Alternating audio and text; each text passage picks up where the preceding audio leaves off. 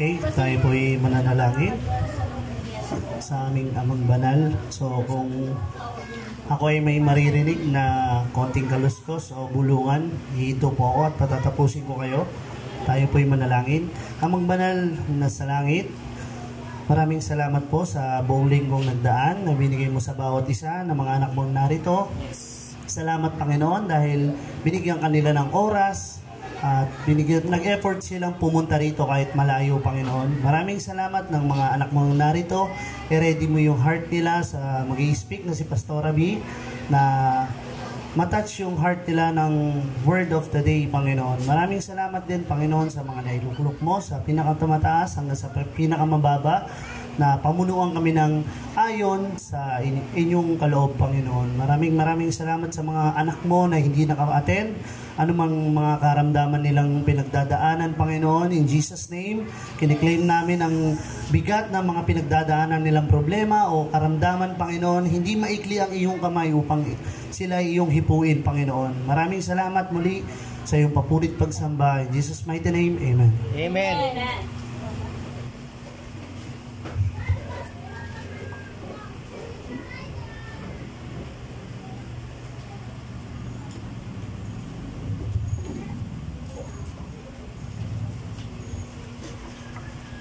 Praise God. Hallelujah. Mapagpalang araw po sa ating lahat. Amen po ba? Palakpakan po natin ang ating Diyos na buhay. Glory to God. Ayan. So, ang tamlay natin ang init naman. Dapat masigla kasi hindi naman malamig ang panahon. Mainit. So, masarap pong magpuri. Amen po ba? Masarap umawit sa ating Panginoon ng may kagalakan sa ating mga puso. At naniniwala po ako na yung mga lungkot natin, napalitan na yan ng kagalakan, napalitan na ng kasiyahan. Yung mga panghihina natin, napalitan na yan ng lakas. Amen po? Sa pagpupuri at pagsama natin sa Panginoon. Dahil doon tayo nakakalaya. Kaya nga ba, laging pinapaalala ng mga nagli-lead na meron tayong kakayahan na sumayaw, di ba? Pumalakpak, may kakayahan tayo na ibigay lahat ang lakas para sa Panginoon. Huwag nating tipirin. Amen po ba? Amen. Kasi sa mga bigay todo tayo pag may mga party tayo na dito lang, di ba? Na in-express natin yung ating saya. Di lalo na't higit sa Panginoon. Dahil tuwang-tuwa tayo na ang Diyos ay totoo. Amen po? Tuwang-tuwa ka na ang Diyos ay nararanasan mo. Dapat makita yun sa'yo. Ibabalik mo sa Lord ang lahat ng pasasalamat. Dahil sa buong linggo, sa bawat aspeto ng buhay mo, nalagpasan mo lahat, ang hamon, di ba? May mga problema na ipinapahintulot ang Diyos. Sino bang taong walang problema? Lahat may problema. Pero nalagpasan mo lahat yun, kapatid, dahil sa katapatan ng iyong Diyos. Kaya ibigay lahat sa Kanya ang pasasalamat. Amen po? So ngayon talagang pakiramdam na tayo ng Pasko na ba talaga? Hello? Mainit eh. Mainit ba? Kakaiba no? Dapat pag December malamig. Oo. Bakit? Kasi nga ito na yung climate change na sinasabi. Na pagka ganito, imbis na malamig yung ating maramdaman, init. So yung init niya parang Abril na, no? Parang summer na, Mayo. Pero ganun pa man, kapatid, pasalamatan natin lagi ang Diyos. Kung ano man yung panahon na meron tayo sa araw-araw, pagising natin na nakikita pa natin ang isa't isa. Hello? So pasalamatan natin ng Lord kasi it's another day, another chance na ma-experience natin yung grace and mercy ng Lord, yung goodness niya. Sabi nga kanina sa kanta, di ba? Your goodness, di ba? Ang goodness, ang kabutihan ng Lord ay nararanasan natin sa tuwi-tuwi na. Kahit hindi tayo karapat-dapat ng goodness na yan, dahil tapat ang Diyos, hindi niya ipinagkakait sa atin. Amen po? Hello mga kapatid, amen po ba? Amen! Ayan, so palapit na rin yung ating Christmas fellowship. So ihanda na po natin ang ating mga sarili at higit sa lahat ang ating mga bulsa. Amen! Kasi meron tayong mga games. So kailangan mag-participate lahat para masaya. Sa mga ating mga tawag nito, nakapaloob sa ating programa para po maging makabuluhan naman po yung ating Christmas fellowship. Ngayon po pag-aralan natin yung kasaysayan ng kapanganakan ni Jesus sa panahon na ito na Kapaskuhan. Bagamat alam na natin yung storya, hello mga kapatid, masarap pa din i-review ng i-review. Tama po ba? Amen.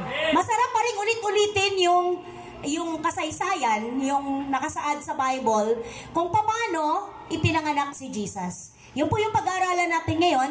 Ang dahilan nito at ang layunin nito upang sariwain muli sa ating mga puso't isipan, nang sa gayon ang magiging bunga nito sa atin ay ma-appreciate natin palalo, ma-value pa natin, mabigyan pa natin ito lalo ng kahalagahan sa ating buhay, na ganun pala talaga kasarap na may ipinanganak na Savior, na may ipinanganak na tagapagligtas sa bawat ng sangkatauhan.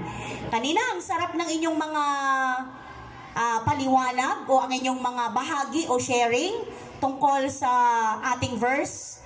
Iniintay ko po yung sa mga last verse. Iniintay kong sabihin niyo na, ano yun? Namatay siya sa laman, subalit binuhay sa spirito. So katunayan yun mga kapatid na si Jesus hindi lang tao. Siya ay anak ng Diyos. Siya ay Diyos, di ba? Binuhay siya ulit eh. So ibig sabihin, binuhay siya ulit upang ikaw at ako na may kaugnayan sa Kanya ay magkaroon din ng buhay katulad niya. Amen po ba? Kasi di ba ang linaw sabi sa Bible, ang kabayaran ng kasalanan ay kamatayan. Ngunit, ang kaloob ng Diyos ay Buhay na walang hanggan. buhay na walang hanggan kay Kristo Jesus sa pamamagitan ni Jesus Christ. So, yun po yung iniintay kong sabihin nyo na doon sa last, na pinatay siya sa laman pero binuhay ulit sa spirit. So, mahalaga yun na naiintindihan natin, oo nga no, yung aking relihiyon ay relasyon ko kay Kristo, yung paniniwala ko, yung faith ko ay may katuturan, may kabuluhan, kasi yung founder ng aking paniniwala ay hindi lang siya namatay basta. After 3 days, nabuhay siya ulit. So may alam ba kayong religion, founder ng religion, na pagka nung namatay siya, nabuhay siya ulit? May alam ba kayo? Wala. Sabihin niyo po para lumipat tayo lahat doon. Ay, wala, di ba? Si Jesus lang. Si Jesus lang. So sabi niya, maliban ang tao ay ano? Pinanganak muli. Ha? John 3:3. Maliban ang tao ay? Pinanganak muli. Wala, hindi na alam. Pinanganak muli. Panganak na muli? Hindi siya? Makakapasok sa gingharian ng Panginoon. Unless naman, Ay siya ay masang born again. lahat yun ating minimemorya mga kapatid ko sa pananampalataya. Kaya dapat alam nyo. Ano yun? John 3:3. Tama ba ako kapatid? Hello? Amen. I tell you the truth. No one can see the kingdom of God unless he is born again. So ang spirit, ang na born again sa atin, kagaya ni Jesus, na bagamat namatay yung kanyang flesh, nabuhay siya sa spirit. Kanina din may nag-share na hindi man natin siya nakikita, but in spirit, nararamdaman natin siya o nararanasan natin siya. Kasi kasama natin siya. So, andyan po yung ating verse ngayon sa Matthew.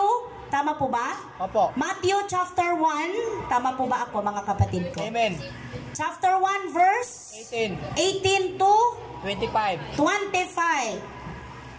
Pwede po bang tumayo ang lahat bilang paggalang ng salita ng Diyos at basahin mo kapatid ng malakas dahil nandyan yan sa monitor. Basahin natin lahat, sabay-sabay tayo. Sige po, basahin natin. Ito ang naganap ng ipinanganak si Jesucristo. Si Maria na kanyang ina at si Jose ay nakatakda ng magpakasal.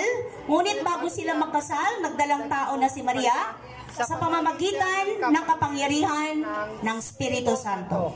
Subalit dahil isang matuwid na tao si Jose na kanyang mapapangasawa at ayaw niyang malagay sa kahihiyan si Maria, binalak niyang hiwalayan si Maria ng palihim. Ngunit habang pinag-iisipan ito ni Jose, nagpakita sa kanya sa panaginip ang isang anghel ng Panginoon. Sinabi nito sa kanya, Jose, anak ni David, huwag kang matakot na pakasalan si Maria, sapagkat ang sanggol na dinadala niya ay mula Espiritu Santo. sa Espiritu Siya ng isang bata. Santo. Magsisilang siya Isang batang na isang batang lalaki at Jesus ang ipapangalan mo sa sanggol sapagkat ililigtas niya ang kanyang bayan sa kanilang mga kasalanan. Nangyari nga ang lahat ng ito upang matupad ang sinabi ng Panginoon sa pamamagitan ng propeta.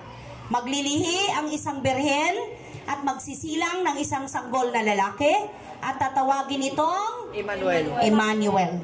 Ang kahulugan nito'y kasama natin ang Diyos. Hanggang 24 po ba? 25. Nang magising si Jose, sinunod niya ang utos ng anghel ng Panginoon at pinakasalan niya si Maria. Ngunit hindi niya sinipingan si Maria hanggang magsilang ito ng isang anak na lalaki at Jesus nga ang ipinangalan ni Jose sa sanggol. Let us pray. Hallelujah. Glory to God, Amang banal na makapangyarihan sa lahat, sa pangalan po ng iyong anak na si Jesus. Nagagalak po ang aming mga puso sa katotohanang napakapalad po namin na meron po kaming kalayaan na magsama-sama ng ganito, magpalakasan po, magpaalalahanan, magpanalanginan, sapagkat ito po ang kabuuhan ng aming tunay na kaugnayan sa isa't isa bilang mga anak mo, Diyos. Marami pong salamat sapagkat naniniwala kami na kalooban mo na kami ay matuto, lumalim, tumatag sa amin pong pagkakilala sa inyo, Panginoon, sa pamamagitan ng inyong banal na salita. Pangunahan niyo nga po kami, O Diyos, sa tulong ng banal na Espiritu na hindi lang po basta namin mabasa, marinig ang inyong mga salita, kundi ang bisa at kapangyarihan nito'y marapatin mo nawa na amin po itong maisakabuhay. Maranasan po namin sa aming araw-araw na pamumuhay ang kapangyarihan at bisa ng salita mo at mai-apply po ito namin sa aming pangangailangan. Thank you, Lord, sa power ng word mo. Salamat din po sa kapangyarihan ng pangalan mo, Jesus, sa aming mga buhay. Narito po, Lord, ang iyong mga anak, higit mo silang kilala. Bago pa man sila pumarito, alam mo na po ang kanilang mga pangangailangan. Dalangin ko po, nakatagpuin mo ang bawat isa, at naway maranasan po nila ang kagaanan, kapahingahan, kapayapaan na nagmumula sa iyo, ang katuparan ng inyong mga pangako, sapagkat dito mo kami pinag-isa, Lord. Ang salita mo lamang ang magbubuklod sa amin. Sa isang spirito, Lord, kami ay patuloy na aasa, magtitiwala, mananampalataya sa pagkilos mo, Diyos, sa aming kalagitnaan. Thank you, Lord, sa power ng iyong word. Thank you, Holy Spirit. Salamat sa message mo, Lord God. Salamat sa revelation mo. Pagdingdapatin mo po kami sa inyong banal na harapan. Salamat po na kami ay maging karapat-dapat o kalugod-lugod sa inyo dahil sa dugo ni Jesus, Ama, na nabuhos sa krus ng Kalbaryo. Pinupuri ka namin at pinapasalamatan ngayon pa lamang po. Thank you, Lord, sa apaw-apaw na spiritual blessing na aming matatanggap buhat sa inyo through your word, O God. Gamitin mo lamang po ako bilang channel ng blessing mo at mag-glorify ka sa buhay ko, Lord. Maitaas ka, mabigyan ka ng karangalan, maging sa buhay ng mga anak mo. Marami pong salamat sa iyo ang mataas na papuri, pagsamba at pagluwalhati sa makapangyarihang pangalan ni Jesus. Ang lahat po ng handang mabless ay magsabi ng Amen. Amen. Praise God. Makaupo na po tayong lahat. Ang pamagat po ng ating pag-aaralan ngayon ay God with us. Hello, church. Pakibasa po. God is the eternal gift of Christmas. God with us, eternal gift of Christmas. Ang sarap po na kung meron man tayong higit na dapat asam-asamin na regalo, ngayong Kapaskuhan, hindi yan material, hindi matutumbasan ng pera, hindi matutumbasan ng anumang bagay na kayang ibigay ni numan sa mundong ito. Yan po ay eternal gift galing sa Panginoon. Ang katotohanan po, na anuman ang sitwasyon natin, sumasa atin ang Diyos. Amen po ba? Kaya laging may dahilan para maging masaya. Amen po ba? Laging may dahilan para magalak ka, kapatid. Laging may dahilan para mabuhayan ka ng pag-asa. Dahil ang Diyos ay sumasa iyo. Ang Diyos ay laging sumasa atin. So kagaya ng sinabi ko kanina, masarap pong i-review lagi, ulitin, yung kasaysayan ng kapanganakan ng ating Panginoon. Dahil ito po ay laging merong bagong kapahayagan sa bawat isa sa atin. Ito po'y laging may personal revelation sa akin at sa iyo. Kaya kahit po paulit-ulit natin itong binabasa, natutuwa, nagagalak ang puso mo na isipin na, wow, thank you Lord, na-amaze ako, Ama, sa pag-ibig mo. Na-amaze ako, Ama, sa kapangyarihan ng iyong anak na si Jesus, na naghirap, nagdusa para sa aking mga kasalanan. Kung naiintindihan lamang po ng lahat, kung gaano kahalaga, kung gaano katindi yung dahilan, yung purpose, yung layunin ng kapanganakan ni Jesus, hindi nila babaliwalain ang salita ng Panginoon. At isa dyan sa hindi nila dapat baliwalain ang fellowship. Dahil alam mo na sa fellowship, isa yan sa sangkap ng buhay ng isang believers o mananampalataya. Dahil dito sa ating pagsasama-sama, ito ay nagpapalago, nagpapalalim, nagpapatatag sa ating relasyon sa Panginoon at sa relasyon natin sa isa't isa. Kaya nga, pag lumalalim ka sa Panginoon, lumalalim ang relasyon natin din sa atin pong kapwa Christians, hindi mahirap sa iyo kapatid na iabot ang iyong kamay para damayan ang iyong kapatid sa pananampalataya. Amen po ba? Hindi mahirap sa iyo ma-encourage ang isa at isa pag may mga problemang pinagdadaanan. Hindi mahirap sa iyong sabihin, kaya mo yan. Tapat ang Diyos. Kaya mo yan, mahal ka ng Diyos. Kaya mo yan, totoo ang salita ng Diyos. Dahil una mo yon naranasan. Amen po? Amen. Mahirap magsabi pag ikaw mismo hindi mo nararanasan. Dahil ito yung sinasabing, hindi mo pwedeng ibigay anumang bagay na wala sa'yo. Tama po ba? Pwede ka bang magbigay na ikaw mismo wala ka nun? Ang hirap, di po ba? Hello, church. Madaling magbigay kung ikaw mismo na-experience mo yon. Na-experience mo yung love ng Lord, na-experience mo yung grace ng Panginoon, na-experience mo yung katapatan ng Lord sa bawat araw, kiniklaim mo yung promise niya, kiniklaim mo yung mga salita niya, at naniniwala kang totoo at mangyayari. Kasi laging positibo kapatid ang hatid, dala ng pangako o salita ng Diyos sa bawat isa sa atin. So, isa-isayin po natin yung kasaysayan na yan. At ang sabi dyan, sariwain po natin muli. No? So, sa kasaysayan ng kapanganakan ni Jesus, syempre po, bida dyan si Joseph at si Mary. Tama po ba? Si Mary ay, ano po ba siya? Isa ba siyang, dalagang, tawag nito? Bukid. Dalagang Pilipina? Dalagang bukid. Dalagang bukid. Ang tawag sa kanya ay, ano tawag sa kanya? Birhen. The Blessed Woman. Bukod tanging pinagpala. Babaeng bukod tanging pinagpala sa lahat. O, di po ba? So, totoo na bless siya. Pero hindi totoong dapat siya ay dasalan. Kasi tao din siya. Siya ay bukod tanging pinagpala dahil sa lahat ng napakadaming babae. Siya ang napili. Tama po ba? Opo. Napili siya na doon ipanganak si Jesus. Doon idaan sa kanyang sinapupunan. So si Mary ay merong kasintahan. Diba? Sabi ko nga kanina, dalawa silang bida bukod kay Jesus. So dahil sila ay engaged na to be married, tama po ba mga kapatid? Nung araw, napakaganda ng anong tawag nun? Yung kultura o yung kanilang pinapractice. Hindi talaga pwedeng ikasal ang babae or hindi pwedeng mag-date basta-basta kung saan-saan. Diba? Magsama kung saan-saan pag hindi pa kayo kasal. Diba? So nakita natin yun. Nakita natin dito. Dahil nga si Joseph ay isang righteous na tao, matuwid, ayaw niyang mapahiya si Mary. Kaya nung nalaman niya na nagdalang tao si Mary, sabi siguro ni Joseph, aba, kanino yan? Tawa ko ba? Akala ko ba napakahinhin mo, di ba? Pero meron ka palang lihim. Hello, mga kabataan. So, ang ginawa ni Joseph, anong ginawa niya sa verse, ano yon? Verse 20? Hello, kapatid? 19. Matuwid si Joseph o si Jose, gusto niyang hiwalayan ito ng lihim. Tama po ba? Amen. Ngunit, habang pinag-iisipan niya, pinaplano niya pa lang. No? Paano kaya? Paano kaya ako magra-runaway. Runaway groom. Diba? Kasi di ba kadalasan yung bride yung nagra-runaway. Tapos dito sa case na to nila Joseph at Mary, yung groom ang magra-runaway. Kasi hindi niya kayang matanggap na ang kanyang kasintahan ay may iba pala.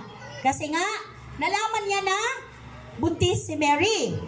Pero dito nakita natin na merong kumausap sa kanya. Tama ba ba ko? Opo. May kumausap sa kanya. Ang sabi dyan, isang anghel ng Panginoon, sinabi nito sa kanya, Jose, anak ni David, huwag kang matakot, napakasalan si Maria, sapagkat ang sanggol na dinadala niya ay mula sa Espiritu Santo. At ito po yung katuparan din sa Luke. Tama po ba? Meron ba dyan? Luke chapter 1, verse, ano yan? 34 ba, kapatid? Wala po. Wala po. Wala po. Wala ba akong ibinigay, ano? Wala. Luke 1:35? Wala ba? 34 to 35? Luke chapter 1. Paano po mangyayari ito? Sabi ni Maria sa kanya nung kinausap siya. Ako'y isang birhen. 35. Sumagot ang anghel, sa iyo ang Espiritu Santo at magpapasailalim ka sa kapangyarihan ng kataas-taasang Diyos. Dahil dito ang isisilang mo'y banal at tatawaging anak ng Diyos. So ito po yung katuparan ng sinasabi dyan nung anghel kay Joseph. Huwag kang matakot. Huwag kang matakot na pakasalan si Maria, sabi nung angel. Dahil ang kanyang pinagbubuntis ay dahil sa power o kapangyarihan ng Holy Spirit. So ano ba nangyari? Lumaban ba si Joseph? Si Joseph ba'y nagmatigas na talikuran si Maria? Sabi siguro, ay hindi ako naniniwala dyan. Hindi akin yan. Oo, hindi akin yan. Bahala ka, Roy. Hindi ko pananagutan yan, sabi siguro, ano po. Pero, hindi po siya, anong tawag nito? Lumaban sa sinabi ng angel. Katunayan, ang sabi dyan, sinunod ni Joseph ang utos ng anghel. Pinakasalan niya si Maria. Tama po ba mga kapatid? Amen. Sa 24, hindi siya nagdalawang isip na sundin kung ano yung sinasabi ng angel. So tingnan po natin yung next verse. Ang sabi doon kasi, anong sabi yung next? Sabi niya, magsisilang ka sa 21 ng isang batang lalaki at anong pangalan? Anong ibibigay na pangalan? Jesus. At Jesus ang ipapangalan mo sa sanggol sapagkat ililigtas mo ang kanyang Ang bayan. ang pangalan pong Jesus sa Hebrew word, nandiyan po ba? Yeshua. Yeshua o Yeshua. Yeshua. Na ang ibig sabihin nun ay Joshua or ang meaning nito ay, andyan po ba sa ating monitor? The Lord saves. The Lord saves. So yung pinaka unang layunin upang tubusin ang sangkatauhan sa kasalanan. Iligtas ang lahat ng tao sa kasalanan kaya ipinanganak si Jesus. Sa 21, magsisilang siya ng isang batang lalaki at Jesus ang ipapangalan mo sa sanggol sapagkat ililigtas niya ang kanyang bayan sa kanilang mga kasalanan. Bakit po kaya? Sapagkat ang sabi doon, sin is the greatest enemy of all human race. Ito yung talagang napakatinding kalaban ng sangkatauhan ang kasalanan. Sabi doon sa John, meron po ba kapatid? John 8:31 to 36. Andyan po ba pakibasa? Aklat ng Juan, chapter 8, verse 31 to 36. Okay. Sinabi naman ni Jesus sa mga Hudyong naniwala sa Kanya, kung patuloy kayong susunod sa aking turo, kayo'y mga tunay na mga alagad ko. Makikilala ninyo ang katotohanan at ang katotohanan ang magpapalaya sa inyo. Sumagot sila, kami ay mula sa lahi ni Abraham at kailanmay hindi kami inaalipin o naalipin ni numan. Paano mo masasabing palalayain kami? Sumagot si Jesus, pakatandaan ninyo, ang gumagawa ng kasalanan ay alipin ng kasalanan. Ang alipin ay hindi kabilang sa pamilya sa habang panahon. Subalit ang anak ay kabilang magpakailanman. Diretso po ba? 36, kung ang anak ang magpapalaya sa inyo, kayo nga'y magiging tunay na malaya. So ang linaw kapatid, nung wala pa tayong kaugnayan kay Christ, alipin tayo ng kasalanan. Kaya kung mapapansin ninyo, kahit alam nyo ng mali, patuloy pa rin kayo sa paggawa. Wala kayong kakayahan o lakas na makaalis dun sa kamaliang yon, kasi alipin nga kayo ng kasalanan. Pero, nung nagkaroon na kayo ng kaugnayan kay Christ, kaya nyo na po, kaya na natin. Nalalabanan na natin ang kasalanan dahil hindi na tayo kailanman alipin ng kasalanan. Diba ang linaw dun sa verse 32? You will know the truth and the truth will set you free. Malaya na po tayo sa kasalanan. Hindi na tayo pwedeng maalipin ito. Kaya pag alam mo ng mali at nakukonvict ka na ng Holy Spirit, tanggihan na ng flesh. Sabihin mo kagad, hindi na ako ito. Hindi na ako dapat paalipin sa kasalanan. At next po, ang sabi diyan sa Gawa, meron po ba? Meron po ba tayo? Aklat ng Gawa. Chapter ano yan kapatid? 26 to 26, verse 18 to 18 lang. Okay. 26 verse 18. Ang sabi diyan, imumulat mo ang kanilang mga mata. Tama po ba? Ibabalik sila sa kaliwanagan mula sa kadiliman. Ililigtas sila sa kapangyarihan ni Satanas at ibabalik sa Diyos. At sa pamamagitan ng pananampalataya nila sa akin, meaning si Jesus, sila ay patatawarin sa kanilang mga kasalanan at mabibigyan ng lugar kasama ng mga taong ginawang banal ng Diyos. So, ito yung, kanina yung verse ninyo, di ba? Minsan lang siyang namatay. Ang layunin ng pagkamatay niya upang ilapit tayo sa Diyos. Tama po ba? So, dito sa verse na to, ito yung time na kinatagpo ni Jesus si Saulo. No? Yung tinatawag, bakit mo ako inuusig? So, sabi ni Saulo, sino po kayo? Kahit hindi pakilala ni Saulo, yung tinig, sinasabi niya doon na, sino po kayo, Panginoon? Diba? Anong sabi doon? Ako si Jesus na yung kinutuligsa. Tama ba? Tama ba yung verse na yun? At sabi doon, susugungin kita, gagamitin kita para ipahayag ang kaligtasan ng mga taong mananampalataya sa akin. Yun yung sabi doon Kaya itong verse na to sa 18, ang sabi niya, imumulat ko ang kanilang mga mata. Kasi kapatid, sa ayaw at sa gusto natin, nung wala pa tayong kaugnayan kay Kristo, bagamat nakikita natin yung liwanag, nakikita natin lahat ng bagay na magaganda, nakikita natin ang isa't isa, pero dahil wala pa tayo sa kaugnayan natin kay Kristo, bulag po tayo spiritual. Kaya hindi natin nakikita yung mga bagay-bagay na ginagawa ng Lord. Hindi natin nakikita ng tuwiran yung mga spiritual na bagay. Hindi natin naiintindihan. Walang meaning sa atin. Wala tayong interes noon. Tama po ba? Ngayon lang nagkaroon. Ngayon lang may meaning sa inyo yung ginagawa nating ito. Bakit? Kasi nabuksan na ang inyong mga mata. Hello! Nabuksan na ang paningin natin spiritual. Nakikita na natin yung katotohanan na hindi tayo taga rito. Hello! Tayo ay mga strangers lang dito. Mga aliens. Mga foreigner. Ano pa ba? Hindi tayo taga rito. Doon ang tahanan natin sa piling ng Panginoon. Hello mga kapatid sa pananampalataya. Kaya sabi dyan sa 18, bubuksan ng Lord ang kanilang mga mata o ang mata ng lahat ng mga tao na mananampalataya sa Kanya at ibabalik sila sa kaliwanagan. Kita nyo na po, mula sa kadiliman, ililigtas nila sila sa kapangyarihan ni Satanas. Naku po. At ibabalik sa Diyos, salamat na lang. Kasi nasa kapangyarihan talaga tayo ni Satanas noon, nung hindi tayo nanampalataya sa Panginoon. Kaya, pag nagalit ang tao, walang taros, di ba? Pag nagsaya naman, wala rin taros. Parang sky is the limit. Pero nung nagkaroon ka na ng liwanag, nasa katotohanan ka na, Naiisip mo na, teka, yung gagawin ko ba, magbibigay glory sa Lord? Nagiging aware ka na o nagiging, anong tawag nun? Sensitive ka na, ano pa ba?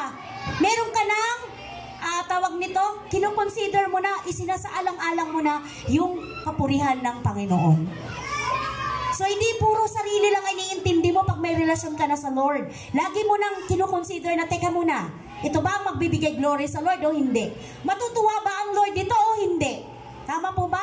Ito ba yung kalooban ng Lord o hindi? Ganun na tayo. Amen po ba?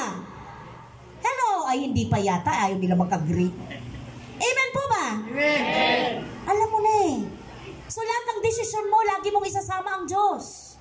Magpipray ka muna. Ilalapit mo sa Panginoon kasi alam mo na nasa liwanag ka na, wala ka na sa kadiliman. Amen po? Kaya pag may mga kasama kang barkada, kakilala, kaibigan, kumpare or kumare o anumang grupo, hindi ka na masaya pag yun ay hindi patungkol sa kaharian ni Kristo. Hindi ka na masaya kung yun ay walang kinalaman sa spiritual mong buhay. Kasi ang buhay mo ngayon, more in spirit na.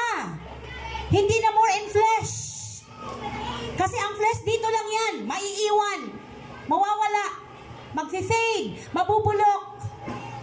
Pero yung mga bagay na pang spirit, yun lang yung madadala natin sa harapan ng Diyos. So napakaganda po ng mensahe ng Kapaskuhan. Dahil talagang ang layunin ni Christ ng kanyang pagparito, ng kanyang kapanganakan ay upang palayain tayong lahat mula sa pagkaalipin ng kasalanan. Upang makakilala tayo sa katotohanan at ilipat tayo sa liwanag mula sa kadiliman. Agawin tayo sa kapangyarihan ni Satanas. Kaya nga ba binigyan tayo ng authority? Ano yon? Luke 10:19, I have given you power and authority to trample snake and scorpion and to overcome the power of the enemy and nothing will harm you. Verse ninyo yan. Kaya dapat ninyong panghawakan lagi. Kaya pag nasa dilim kayo, natatakot kayo, sabi mo, Lord, binigyan na ako ng Lord ng authority and power to trample snake and scorpion. Ano yun? Literal ba yun na ahas? Literal ba yun na scorpion? Hindi. Ito ay nagre-representa o sumisimbolo sa gawa ni Satanas. Yung kanyang pandaraya, yung kanyang pananakot, yung kanyang paglalason sa isip mo na nagdadala sa iyo sa kawalan ng pag-asa, sa kawalan ng pangarap, sa kawalan ng gana sa buhay. Di po ba? Nung wala pa tayong relasyon sa Diyos, wala tayong kabuhay-buhay. Although, ikaw ay laging ikaw. Di ba mayroon naman talagang taong masiyahin? May tao talagang, di ba, yung napakataas ng kanyang sense of humor, may mga ganon. Pero, hanggat wala kang kaugnayan sa Panginoon, wala kang buhay sa harapan ng Diyos. Nagkaroon ka lang ng buhay, ang spirit mo, nung tinanggap mo si Jesus as Lord and Savior. Kaya, lagi niyong isa kabuhay yung 2 Corinthians. Second ba yun? First. 5:17. If anyone is in Christ, he is a new creation. The old things has gone. Behold, the new has come. So, bago na ako. Kung ako dati warrior, hindi na ngayon. Prayer na ako. Prayer na ako lagi. Diba? Mapanalanginin na ako. Kung dati maalalahanin, lagi nag-aalala. Palitan na ng mapanalanginin. Kung dati magagalitin, anong kapalit? Anong kapalit pag magagalitin? Matiisin ba? Mapagtimpi? Ayan. Mapagpasensya? Diba? May self-control ka na? Kahit parang feeling mo, hihimatayin ka na sa galit? Anong solusyon nun, kapatid? Inhale, exhale ba? And then count 1 to 10. Effective. Effective kay Paulo yun. Pag nagagalit siya, nagka-count siya at nag-inhale, exhale. Kasi si Paulo ang buhay na patotoo. Sa madaling magalit. Yung talagang yung madaling mapikon, tama po ba? Yung madaling impulsive ba tawag doon? Hindi naman. Hindi naman kasi hindi naman siya nagwawala. Pero talagang makikita mo sa aura niya na talagang namumula siya sa galit. Oo, talagang kung ikakawala talaga ng kanyang kamao. So, dahil merong spirit, may Holy Spirit, ay mapuprove mo na may pagbabago. Mapuprove, uy, tama pala, totoo pala talaga. Buhay ang Espiritu ng Diyos. Amen po? Buhay ang Espiritu ng Diyos. Okay, so next po, sa verse 22 nung ating dyan, balik tayo sa Matthew. Ano pong sabi sa verse 22, kapatid? Nangyari nga ang lahat ng ito upang matupad ang sinabi ng Panginoon sa pamagitan ng propeta. Propeta. Nangyayari ang lahat ng ito upang matupad ang sinabi ng Panginoon sa pamamagitan ng propeta. Sinong propeta yon? Isaiah ano? 8. Ha? 8. Isaiah 7 verse 4. Anong sabi ng Isaiah 7 verse 4? Ganito ang sabihin. Ganito, Ang sinabi sa kanya. Sabihin mo. humanda ka, huwag kang matakot at magabag. Oh, tama ba?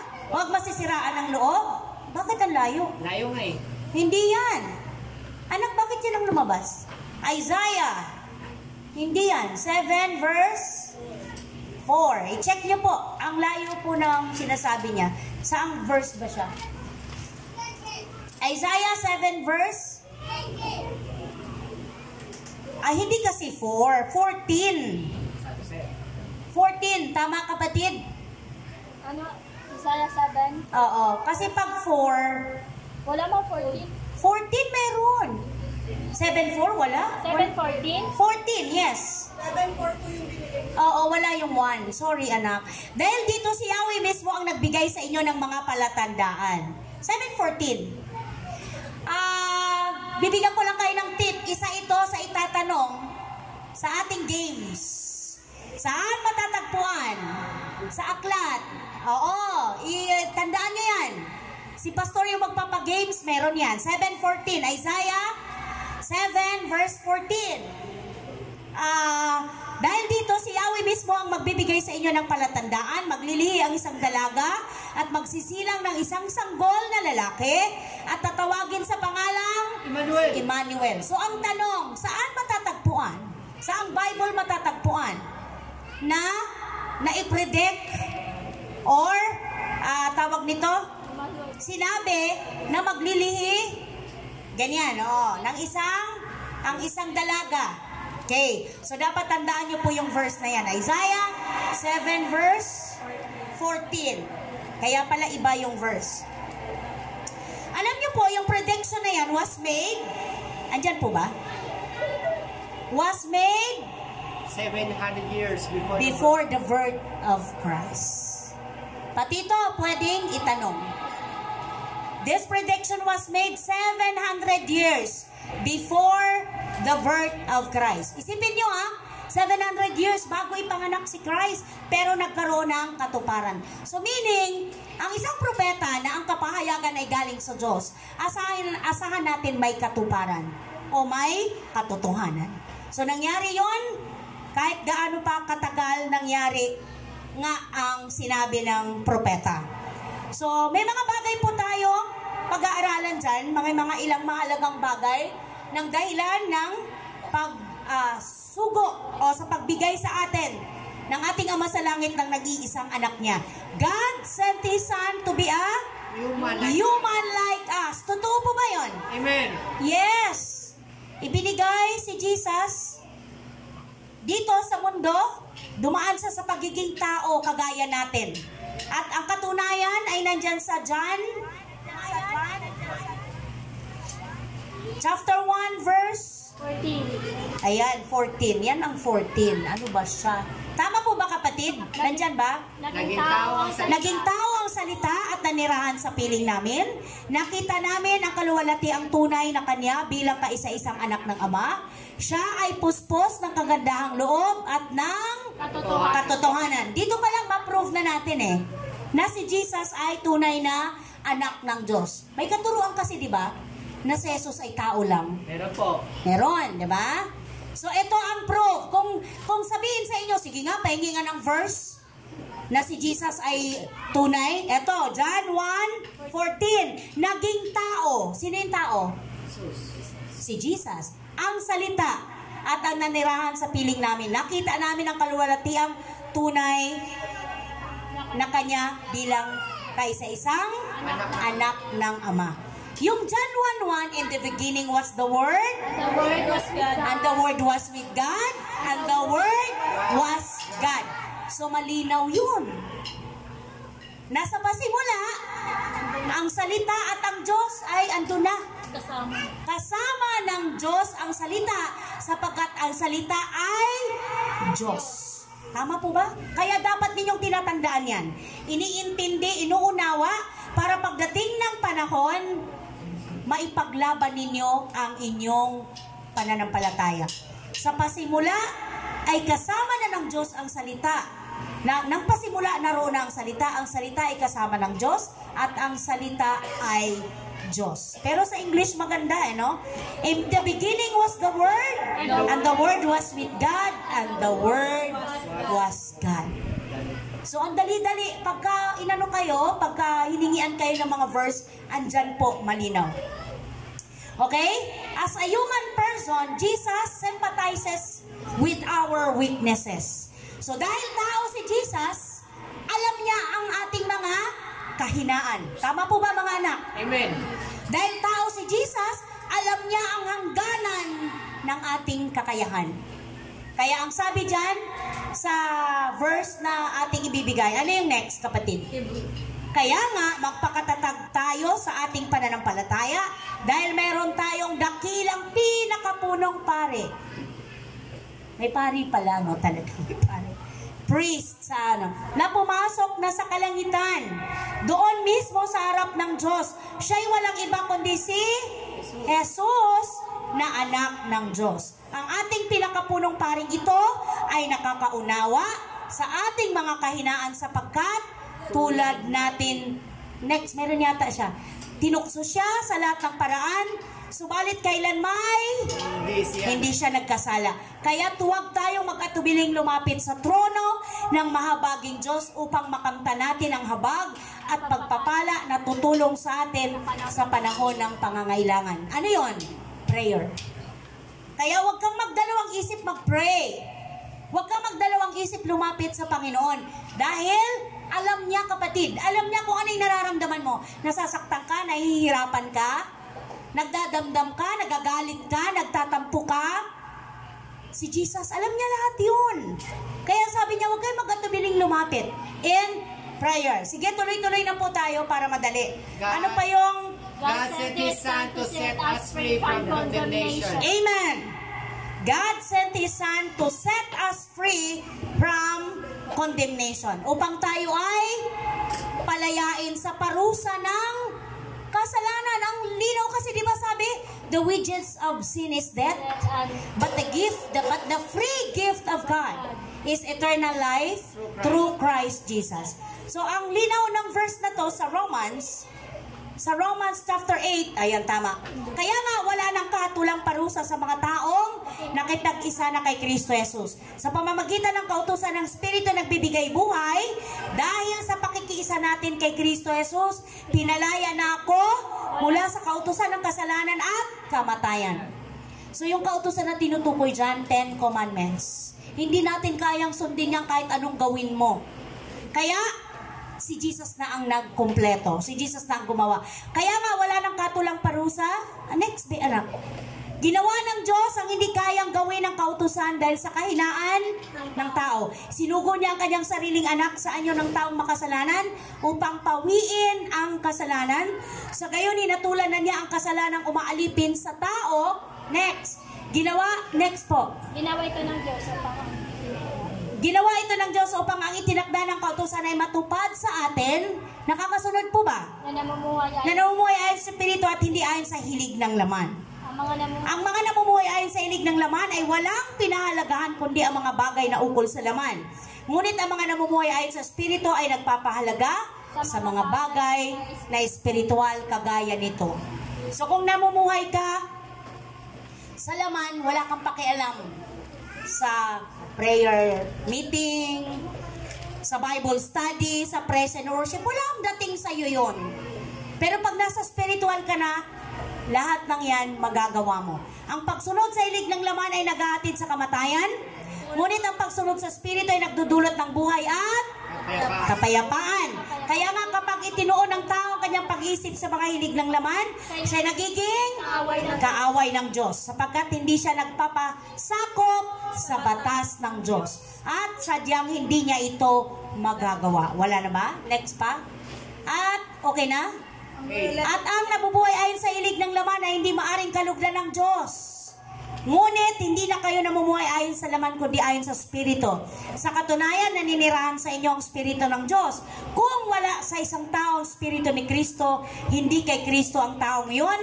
Ngunit dahil sa naninirahan sa inyo si Kristo, ano yung next? Meron pa ba? Mamatay man ang inyong katawan dahil sa kasalanan, ang Espiritu naman ninyo ay buhay, sapagkat itinuring na kayong matuwid ng Diyos.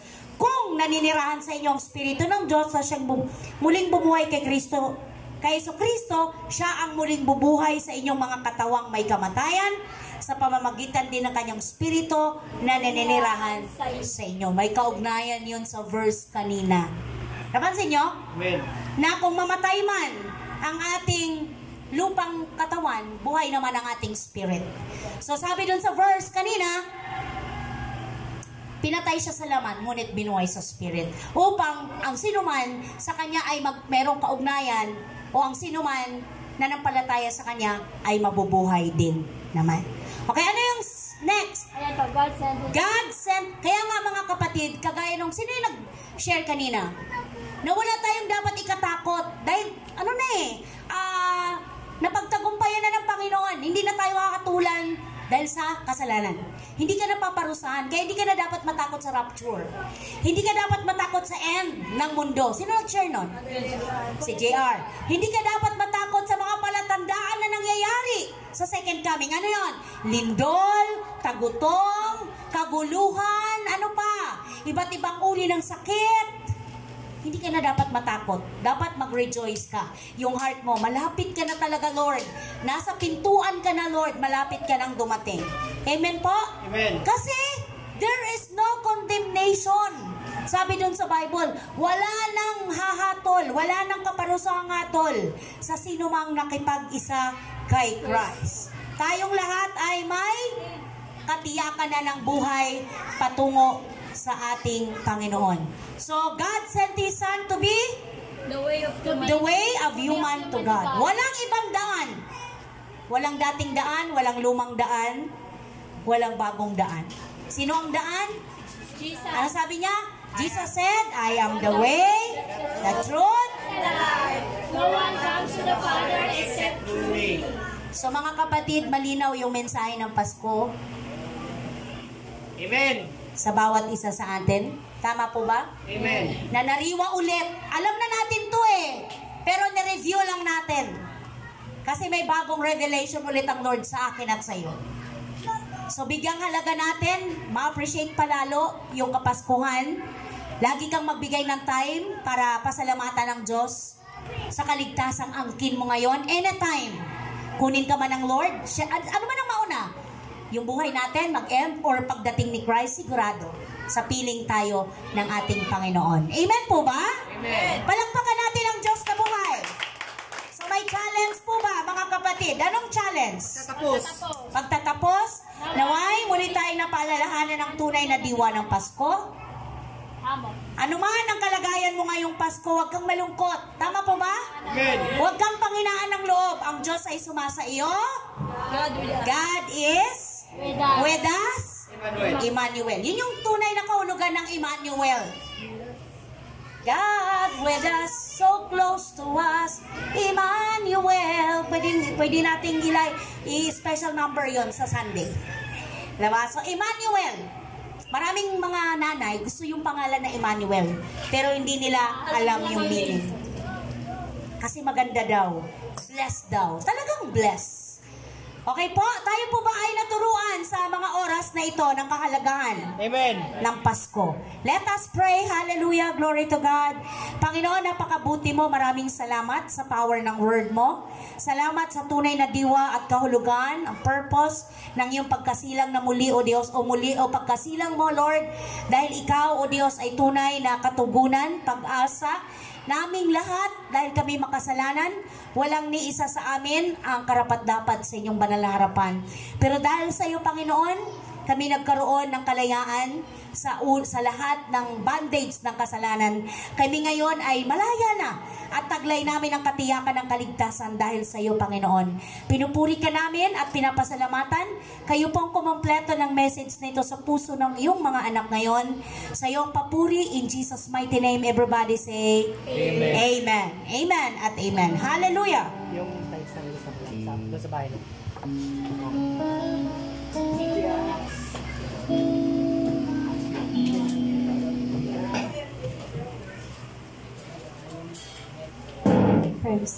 So ayan po mga kapatid, dadako naman po tayo sa pagbibigay sa Deuteronomy 28 verse 2. All these things will come on you and accompany you if you obey the Lord your God. Dito po makikita natin sa sarili natin na kung how much do we obey our Lord God. Dito naman po makikita yung giving is a test of our obedience. Kung paano tayo sumusunod sa utos ng ating Panginoon. So, dito makikita natin na, di ba sabi, all these blessings will come on you and accompany you if kung susunod ka sa ating Panginoon. Will come on you, hindi lang darating sa'yo, pagkos kasama mo yung pagpapala na ibigay ng ating Panginoon kung tayo ay susunod sa Kanya. Tapos, alam naman natin na madami mga verses na nagpapatunay na kung tayo ay uubi sa ating Panginoon. Sabi nga doon sa Matthew 6:33, kung tayo ay mag-obey, all these things shall be added unto you. Lahat ng mga pangangailangan natin ay ibibigay ng ating Panginoon sa atin. At saka, kung tayo uubi sa ating Panginoon, tayo susunod sa Kanya, all the blessings will come, all the blessings will follow. Basta patuloy tayong magtitiwala at maniniwala sa ating Panginoon na God will provide all our needs. So, ayun po mga kapatid, ang pagbibigay po ay pagpapahayag ng pagsunod, pagpapasalamat sa ating Panginoon, at higit sa lahat, ang pagtitiwala sa Kanya. So, tayo po ay magbigay.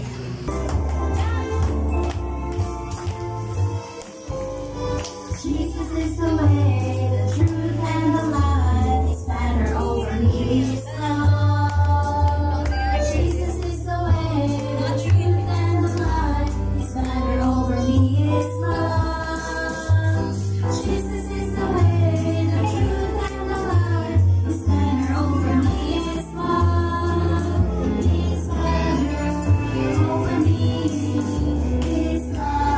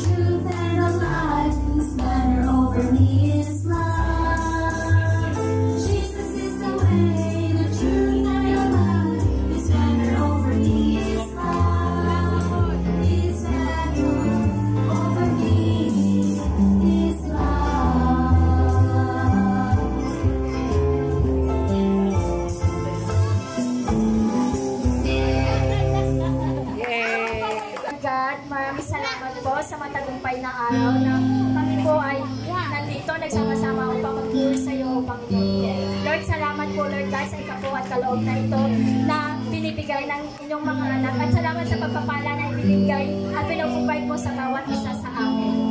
Lord, i-bless mo po ito upang magamit sa iyong ikalalago ng gawain mo po, Lord God, upang maabot din po namin yung mga tao wala pang relasyon sa inyo, Panginoon. Ikaw na po mag-bless, O Lord God, sa mga batiran, sa mga taong nagbigay na ito, sa kanilang mga pinagkukunan ng income, O Panginoon, sa trabaho, negosyo, sa pag-aaral, at ikaw ang may taas at may tanghal. In Jesus' name we pray. Amen.